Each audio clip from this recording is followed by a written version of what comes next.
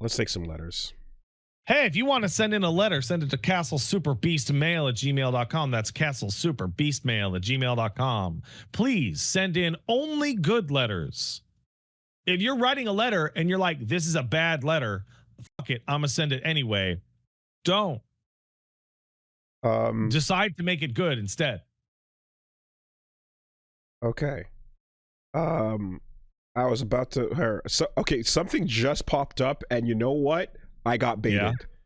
Yeah, all right, let's get. I don't know what's going on here. Where is this going?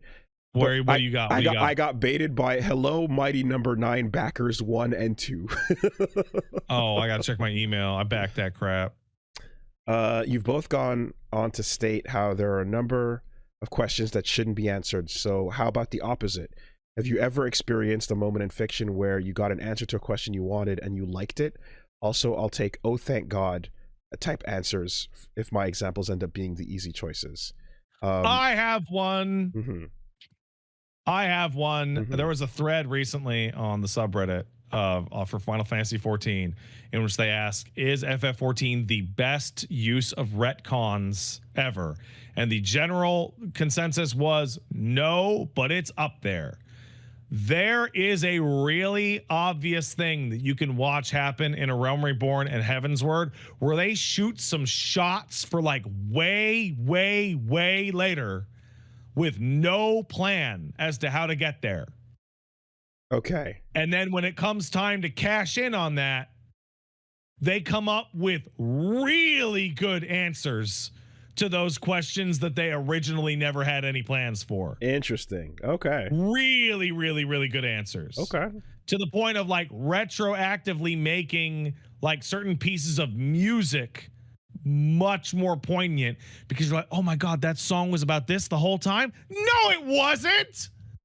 They engineered these events. You made it work to fit the lyrics of that song. Right. Okay. Yeah, I respect it. That's one way to create. Build yourself into a hole, dig yourself into a hole, and then find a way out. Yeah. No, I mean they're mentioned here, but it's like the basement in Attack on Titan. Yeah, the Attack on Titan basement's fucking A+. Phenomenal. And yeah, also credit there too to the main antagonist in Sinners. Good motivation. You know what? This is like kind of barely tangentially related, but I was talking to Paige about good twists in movies, and we were chit-chatting, and I'm like, I think probably my best movie experience twist in my entire life was seeing The Matrix. And she did not see The Matrix in theaters when it came out. She saw it on video later. Mm-hmm.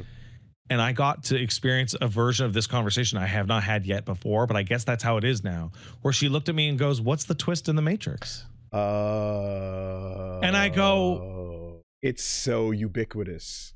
And I'm like, oh, it's so ubiquitous actually, that it was never, it couldn't be a twist. It was the pitch. Because it only lasted for the week of its release in theaters. The one box office weekend.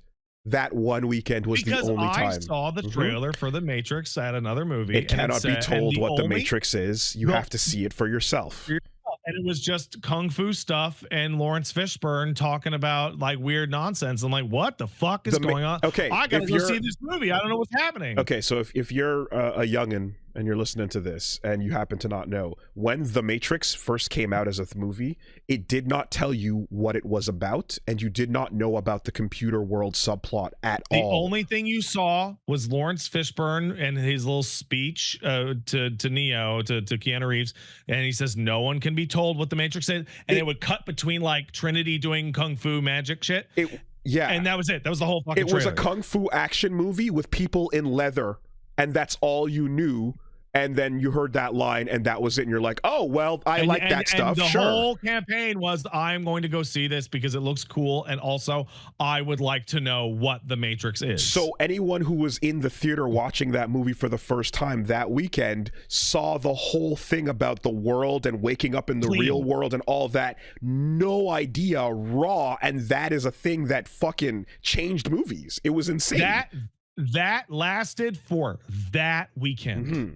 you can imagine, right? It's a as soon as you got shift. to school on Monday, Yeah. your shot of seeing that unspoiled was over. I almost imagine. So you know what? That's actually like Terminator 2, right? Because in because Terminator 2 is weird. It assumes you didn't even see the trailer for the movie. Well, but I thought that I thought T2 was marketed as like, the Terminator is back, and not that he's the protector this time.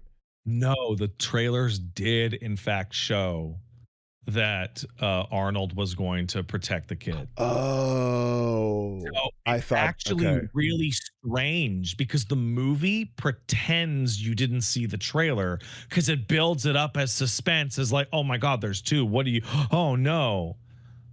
Okay. Well, yeah. Then I guess that was spoiled entirely going in. But and very weird. You could have just not done that. You could have just been like, there are 2 Terminators now. How are they going to survive? And at the very least, the get down moment, and you're like, oh shit, you're right. But yeah.